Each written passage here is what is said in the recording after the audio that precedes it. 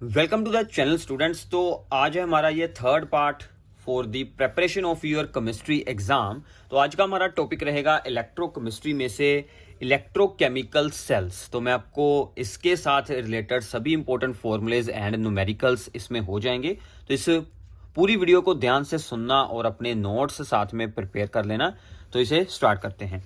तो हमारे पास होता है representation of the galvanic cell. Galvanic cell यानी कि इलेक्ट्रोकेमिकल सेल, इसकी रिप्रेजेंटेशन को आप लोगों ने ध्यान से अंडरस्टैंड करना है। अब देखिए, एक साइड पर होता है ऑक्सीडेशन हाफ सेल और दूसरी साइड पर होता है reduction half cell. Oxidation half cell की रोड को, इलेक्ट्रोड को हम लोग नाम देते हैं यहाँ पर इनोड, और रिडक्शन हाफ सेल की इलेक्ट्रोड को हम लोग नाम देते हैं कैथोड। ठीक है। और एक्सटर्नल सर्किट में इलेक्ट्रॉन्स मूव करते हैं from the anode towards the cathode. ठीक है। अब देखिए, एक एग्जांपल हमने यहां पर बनाई है और बीच में जुड़ा होता है साल्ट ब्रिज। ठीक है। साल्ट ब्रिज सर्किट को करता है कंप्लीट और एक्स्ट्रा चार्जेस की अकोमुलेशन को रोकता है। ठीक है। तो ये इसके दो काम होते हैं। अब देखिए, ऑक्सीडेशन हाफ की साइड पर हमने रखी है यहां पर जिंक की इलेक्ट्रोड। अब देखिए, जिंक इलेक्ट्रॉन लॉस कर फॉर्म कर लेगा जिंक टू पॉजिटिव आयंस। ठीक है। और वो इलेक्ट्रॉन्स एक्सटर्नल सर्किट से होते हुए यहां पर कॉपर टू पॉजिटिव आयंस अपने में गेन करेंगे और वो दो इलेक्ट्रॉन गेन कर चेंज हो जाएंगे इनटू दी कॉपर। तो यहां पर रिडक्शन हो जाएगी। ठीक है। तो सिंपली अगर हम यहां पर चेक करें कि एनोड पर क्या रिएक्शन होगी, एनोड पर ऑक्सीडेशन होती है तो जिंक अपने दो इलेक्ट्रॉन करेगा लॉस और जिंक टू पॉजिटिव फॉर्म कर लेगा, और दूसरी साइड पर कॉपर टू पॉजिटिव आयंस दो इलेक्ट्रॉन गेन करेंगे और कॉपर की इलेक्ट्रोड के ऊपर डिपॉजिट हो जाएंगे। इसके साथ हमारा बनेगा कॉपर और जिंक की इलेक्ट्रोड सोल्यूशन में डिसोल्व होती जाएगी।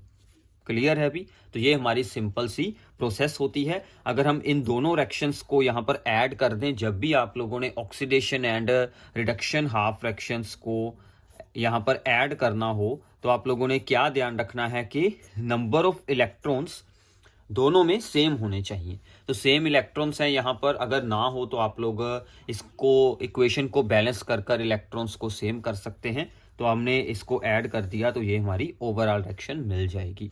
मोस्टली आप लोगों को ओवरऑल रिएक्शन ही पूछी जाती है। ठीक है। अब ओवरऑल में यहां से आप लोगों ने सीखना है कि हम इस रिप्रेजेंटेशन से डायरेक्टली ओवरऑल रिएक्शन को कैसे बना सकते हैं। ठीक है। बिल्कुल सिंपल है। जो दोनों साइड पर आगे होता है, यहां पर है जिंक और यहां पर है कॉपर टू पॉजिटिव, ये दोनों हमारे यहां पर रहेंगे रिएक्टेंट्स। अब जिंक चेंज हो गया to the zinc two positive, तो जिंक का बन गया product zinc two positive. Copper two positive change हो गया to copper two positive change हो गया इनटू दी कॉपर, तो उसका यहां पर प्रोडक्ट बन जाएगा कॉपर। सिंपल है। ठीक है। तो ये हो गया कि आप लोगों ने सेल रिप्रेजेंटेशन से रिएक्शन, और या फिर रिएक्शन से आप लोग ऐसे ही ऑपोजिट कर सेल रिप्रेजेंटेशन बना सकते हैं। ओके। अब हम लोग इस इलेक्ट्रोकेमिकल सेल का ईएमएफ सोल्व कर सकते हैं, सेल पोटेंशियल सोल्व कर सकते हैं। तो उसका फार्मूला क्या रहेगा, ई नोड सेल। यहां पर ये जो होता है साइन नोड, नोड मतलब इनकी स्टैंडर्ड वैल्यूज हैं। ठीक है। तो हम लोग यहां पर सभी स्टैंडर्ड वैल्यूज मोस्टली सोल्व करते हैं। ठीक है। तो स्टैंडर्ड जो आप लोगों का यहाँ पर ई नोड सेल होगा, उसका फार्मूला क्या रहेगा, E naught value of the cathode यानी कि reduction half potential, reduction half cell का स्टैंडर्ड पोटेंशियल, उसमें से हम लोग माइनस करेंगे E naught of the anode. अब यहाँ पर हमारी थी cathode that is of the copper, तो उसका हमने यूज कर लिया। सॉरी, यहाँ पर थोड़ी सी मिस्टेक है, हमें यहाँ पर इसको लिखना होगा E naught of the zinc two positive and zinc, ये आएगा हमारा पीछे। ठीक है। तो इसको हम लोग यहाँ पर ठीक कर देते हैं। Okay. So this is the note one. Okay. तो E naught value of the cathode में से हमने यहाँ पर सब्ट्रैक्ट करना है E naught value of the anode. तो एनोड है हमारी यहाँ पर जिंक की और हमारा कैथोड है यहाँ पर कॉपर का। ऑलवेज आप लोगों ने इस बात का यहाँ पर ध्यान रखना है, जो रोड होगी यहाँ पर कैथोड, उसकी ई नोड वैल्यू ज़्यादा होगी, और जो रोड यहाँ पर जो इलेक्ट्रोड यहाँ पर होगी हमारी एनोड, उसकी ई नोड वैल्यू स्मॉल होगी। ठीक है। जिसकी हायर वैल्यू है वो आपका हमेशा रिडक्शन हाफ सेल बनने वाला है। क्लियर है अभी? तो इसका मतलब है कि E naught cell is always positive. इसका आंसर पॉजिटिव रहेगा क्योंकि हमने कैथोड यानी कि हायर वैल्यू को आगे रखना है और स्मॉल वैल्यू को उसमें से सब्ट्रैक्ट करना है। ओके अभी तो ये बात आप लोगों ने याद रखनी है। जितने भी आप लोगों के यहाँ पर हाफ सेल पोटेंशियल्स आएंगे उनको आप लोगों ने ऑलवेज रिडक्शन की रिप्रेजेंटेशन में ही शो करना है। तो यहाँ पर आयन को आगे लिखना है और बाद में जो एटम बनता है उसको आप लोगों ने फिर बाद में लिखना है। ठीक है, Cu two positive to Cu, zinc two positive to zinc, because ये सभी होते हैं रिडक्शन हाफ पोटेंशियल्स। इसको ऐसे ही याद कर लेना बस। ठीक है, ओके अभी तो ये एक एग्जांपल के जरिए मैंने आपको पूरा बता दिया आप लोगों ने कैसे कैसे सब कुछ सोल्व करना है। आगे हम इसके ऊपर कुछ प्रॉब्लम्स भी एक्सप्लेन करने वाले हैं। इसके बाद है कि ई नोड वैल्यूज से यानी कि रिडक्शन हाफ पोटेंशियल से हम लोग ये देख सकते हैं कि कौन से आयंस कितने स्ट्रॉन्ग ऑक्सीडाइजिंग या फिर रिड्यूसिंग एजेंट्स हैं। अब इसको ध्यान से अंडरस्टैंड कर लीजिए। अब देखिए, अगर ई नोड वैल्यू यानी कि स्टैंडर्ड रिडक्शन पोटेंशियल, स्टैंडर्ड मतलब कि आयंस की है कंसंट्रेशन 1 मोलर, अगर स्टैंडर्ड रिडक्शन पोटेंशियल की वैल्यू हायर रहेगी, हायर यानी कि मोर पॉजिटिव होगी, इसका मतलब क्या है कि जो यहाँ पर Mn पॉजिटिव आयंस हैं उनकी इलेक्ट्रॉन गेन करने की टेंडेंसी भी उतनी ही ज्यादा होगी।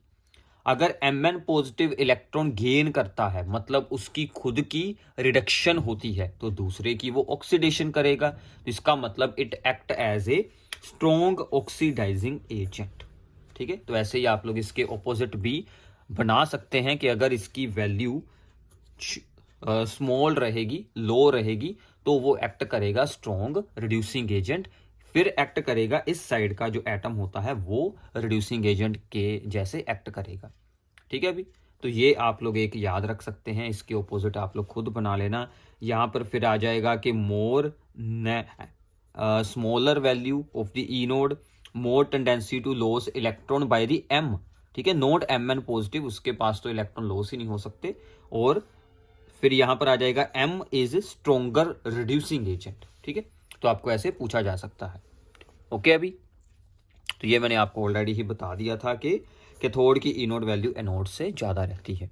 ठीक है, इसके बाद आती है कि अगर हमने स्टैंडर्ड से अलावा इलेक्ट्रोड पोटेंशियल्स को सोल्व करना हो, मतलब जब हमने आयंस की कंसंट्रेशन कुछ अलग रखी हो, तो हम लोग यहाँ पर क्या यूज करते हैं, that is the Nernst equation. Nernst equation हमें बताती है electrode potentials at any concentration of the ions and at any temperature. ठीक है, वो जो रिलेशन होता है that is known as the Nernst equation. तो नर्स्ट इक्वेशन में हमने अज्यूम की एक हाफ सेल रिएक्शन जिसमें कि Mn positive N electron gain कर M सॉलिड बना रहा है। तो इसकी इलेक्ट्रोड पोटेंशियल वैल्यू क्या रहेगी, is equals to the standard electrode potential value minus 2.303 R, that is the universal gas constant, T is the absolute temperature, and N, that is the number of electron, into F is the Faraday, into log of 1 over concentration of the ions। ठीक है, तो ये हमने यहाँ पर use करना है। अब देखिए R और F की वैल्यूज तो कांस्टेंट होती है, T हमने यूज करता होता है मोस्टली 298। ये सब कुछ यहाँ पर यूज कर कर हमें यहाँ पर वैल्यू मिल जाती है ये वाली। तो आप लोगों ने यही सीधी इक्वेशन यूज करनी है। सिर्फ आयंस की कंसंट्रेशन यूज करें या फिर अगर कोई रिएक्शन में है गैस तो उसका हमने प्रेशर यूज करना है। ठीक है, सिर्फ यही दो चीजें आप लोगों ने यहाँ पर यूज करनी है। तो अगर कोई हमारे पास हो रही है कंप्लीट सेल रिएक्शन, जैसे कि ए बी आपस में कर रहे हैं रिएक्ट और सी और डी बन रहे हैं, ए के आगे लगा है स्टिचियोमेट्रिक कोफिशिएंट ए, बी के साथ बी, ऐसे सी के साथ सी, डी के साथ डी, तो हम लोग यहाँ पर सोल्व कर सकते हैं कंप्लीट सेल के लिए cell potential that is equals to the standard EMF of the cell minus 0.0591 over N. Log में प्रोडक्ट साइड को ऊपर रखना है, रेक्टेंट साइड को रखना है नीचे, और किसी भी रेक्टेंट या प्रोडक्ट के आगे जो भी हो वो उसकी रेज टू पावर कर देनी है। जैसे सी की पावर सी, डी की पावर डी, ए की पावर ए कर देंगे। ऐसे आप लोगों को नर्स्ट इक्वेशन अप्लाई करनी है। नर्स्ट इक्वेशन से हम लोग दो चीजें और सोल्व कर सकते हैं, दैट इज दी यहाँ पर equilibrium constant and change in the Gibbs energy. ठीक है, अब देखिए जब इक्विलिब्रियम आता है तो ई सेल ज़ीरो हो जाता है, ये वाली टर्म हो जाती है ज़ीरो, तो ये वाली सारी टर्म हम लोग एक साइड पर रख लेंगे, तो ये हमारे पास फार्मूला बन जाएगा E naught cell is equals to, और ये बन जाता है इक्विलिब्रियम कांस्टेंट के सी, इसकी जगह पर हमने यूज़ कर लेना है के सी, तो ये हमारे पास फार्मूला बन जाता है। ओके अभी and change in the Gibbs energy हमारे पास क्या फार्मूला होता है, change in the Gibbs energy is the maximum work, ठीक है। और ये एक एक्सटेंसिव प्रॉपर्टी होती है, मतलब रिएक्शन को अगर आप लोग 2 से मल्टीप्लाई करें, 3 के साथ मल्टीप्लाई करें, तो यहाँ पर भी आंसर को उतने से ही मल्टीप्लाई हमें करवाना पड़ेगा, बट इलेक्ट्रोड पोटेंशियल्स में ऐसा कुछ भी नहीं होता, ठीक है। तो इसका फार्मूला होता है change in the Gibbs energy is equals to the minus N F E cell. तो गिब्स एनर्जी भी आपको दो तरह से पूछ सकते हैं, चेंज इन गिब्स एनर्जी या फिर standard value of the change in Gibbs energy. Standard value में हम लोग यहाँ पर भी ई नोट सेल यूज करेंगे, नॉर्मल वैल्यू में हम लोग यहाँ पर ई सेल यूज करेंगे, ठीक है। तो वैसे गिब्स एनर्जी चेंज का रिलेशन लॉग के साथ भी हम लोग बना सकते हैं, यानी कि इक्विलिब्रियम कांस्टेंट के साथ। ये इतना कुछ खास नहीं यूज़ होगा, मेन आपका यही फार्मूले हैं, ठीक है। तो ये सभी फार्मूले आप लोगों ने अच्छे से रीड आउट कर लेने हैं, याद रख लेने हैं, ठीक है। तो अब इन पर बेस्ड हम कुछ प्रॉब्लम्स को सोल्व करते हैं, उनको आप लोगों ने ध्यान से अंडरस्टैंड करना है।